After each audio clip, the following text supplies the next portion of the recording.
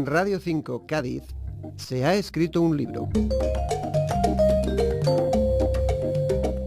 Tras el éxito de La maniobra de la tortuga, cuya adaptación al cine se rueda estos días, y La tragedia del girasol, el gaditano Benito Olmo muestra de nuevo su talento para la novela negra en El Gran Rojo. ¿Qué hace un gaditano como tú escribiendo una novela negra ambientada en Frankfurt, Benito? Pues mira, estuve en Frankfurt hace cosas de un par de años o tres, y no sé, regalé allí prácticamente por accidente. Fui a varias ciudades de Alemania y una de ellas fue Frankfurt. Y me encontré un lugar muy peculiar, y un lugar con muchos ingredientes y con muy buenos mimbres para ambientar allí una novela, pues como la que a mí me gusta escribir, ¿no? Como un thriller, una novela negra muy clásica, muy canónica.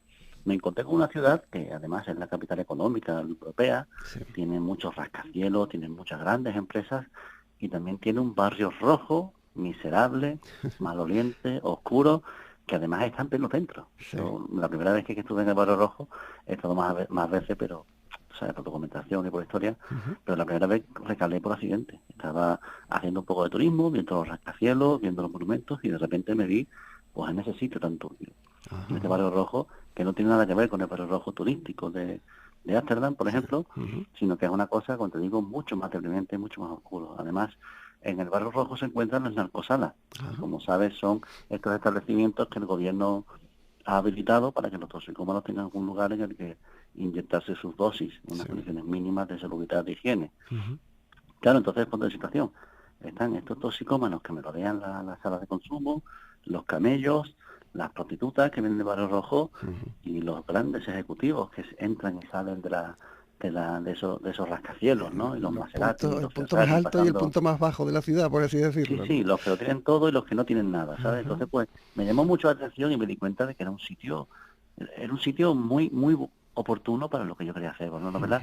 Como el Gran Rojo. Así que cuando hace un año y medio a mi pareja le salió la oportunidad de trabajar en Alemania, pudimos elegir entre varias ciudades y escogimos Frankfurt, que no es la más bonita, no es la más vistosa, pero yo me fui a Frankfurt porque quería escribir esta novela, quería escribir El Gran Rojo. Y ahí querías tú poner a los principales protagonistas, que son Ayla y Mascarell. Cuéntanos un poquito quiénes son estos dos personajes. Pues mira, Mascarell es un detective gaditano que por una serie de desafortunadas circunstancias recala en Frankfurt y allí trata de labrarse una reputación como detective privado.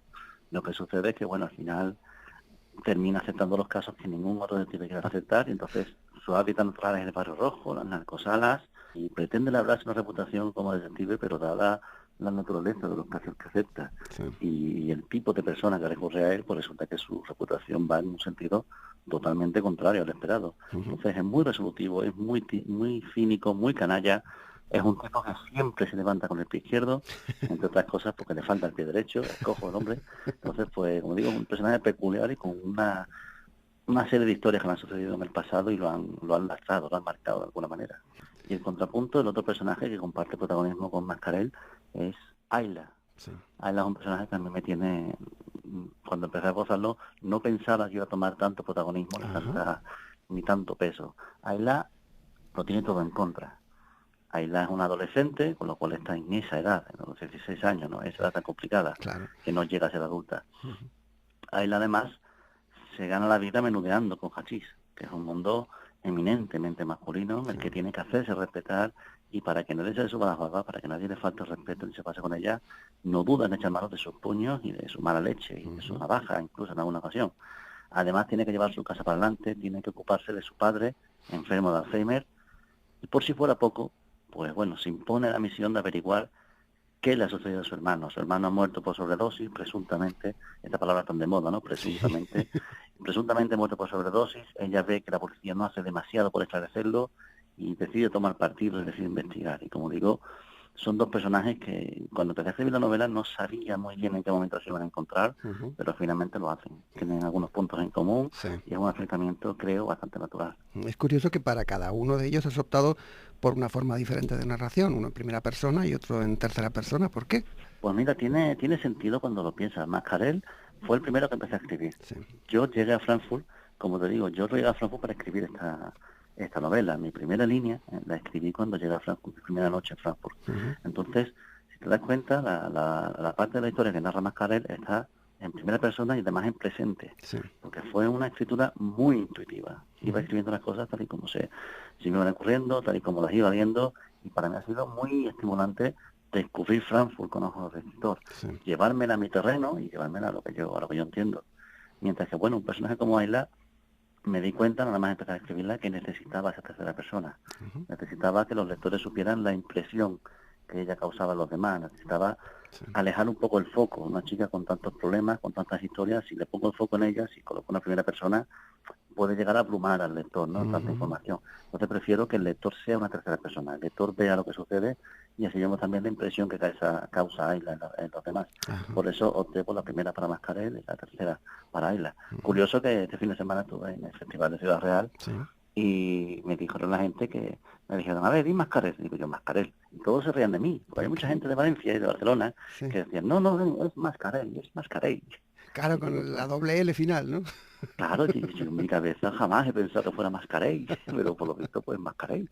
Bueno, luego hay una galería además de personajes, los hay buenos, hay algunos que directamente viven de la delincuencia, y luego hay otros que se dedican a oficios presuntamente, otra vez utilizamos esa palabra, respetables, pero que acaban haciendo, o acabamos descubriendo que hacen cosas mucho peores que los peores delincuentes, ¿no? Pues sí, porque al final es lo que se dice, ¿no? Para que haya gente muy rica, al final tiene que haber alguien muy oprimido, tiene que haber alguien muy pobre en el otro extremo de la balanza, ¿no? Esto es como un balancín. Para que uno esté arriba, alguien tiene que estar abajo del todo, ¿no? Sí. Y echando el peso para aguantarte de arriba, para sostenerte. Entonces eso es lo que pasa en mi novela. Mi novela es algo que también sucede en La maniobra de la tortuga y en La tragedia de Girasol. Yo odio la impunidad, no la soporto, esa impunidad de la que disfrutan los poderosos. Sí. Hay parece como una especie de raza superior o algo así, y hay gente que son intocables, que por contacto, por dinero, por poder, no son intocables de alguna manera. Las cárceles, todos lo sabemos, a las cárceles va el brincado. A la cárcel va el que no tiene para pagarse un abogado decente, o una cortada, o porque no conoce a nadie que le pueda echar una mano.